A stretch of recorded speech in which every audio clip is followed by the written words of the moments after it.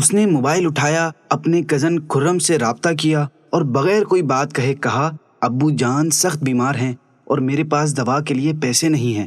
خرم نے اس کی بات پوری ہونے سے پہلے جواب دیا، تم مجھ سے عصر کی نماز کے بعد رابطہ کرو، اور کال کاٹ دی۔ اس نے عصر کے بعد جب نمبر ملایا تو فون بند تھا۔ اب وہ بے چین ہو گیا اور شام تک اپنے طور پر دوا کے لیے کئی ناکام کوششیں کرنے کے بعد جھکے ہوئے سر اور بوجھل قدموں کے ساتھ گھر واپس گیا۔ مختلف خیالات میں گھرا ہوا اپنے والد کے کمرے میں داخل ہوا تو دیکھا کہ وہ پرسکون نیند سو رہے ہیں اور دوا کی شاپ پر ان کے سرانے رکھی ہے۔ اس نے چھوٹے بھائی سے پوچھا، ابو جان کی دوائی کون لایا؟ بھائی نے جواب دیا، خرم بھائی۔ وہ فوراً گھر سے نکلا اور دوڑتا ہوا خرم کے گھر پہنچا۔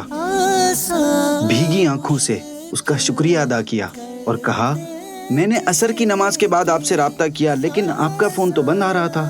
خرم نے اس کے کندھے پر ہاتھ رکھتے ہوئے کہا، میں نے موبائل بیچ دیا اور اس رقم سے آپ کے والد کی دوا خرید لی۔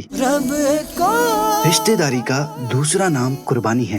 اگر آپ حتی الامکان قربانی کے لیے تیار ہیں تو اطمینان رکھیے کہ آپ کے رشتوں میں انشاءاللہ مزید محبتیں پروان چڑھیں گی، کبھی کمی نہ آئے گی۔ ان محبتوں کو پروان چڑھائیے اور ہر ممکن صورت میں دوسروں کے کام آئیے کہ آج آپ ان کے کام آئیں گے تو کل وہ آپ کے بھی کام آئیں گے۔ اللہ پاک ہمارے رشتوں میں اپنی رضا کی خاطر محبتیں قائم فرمائے، آمین۔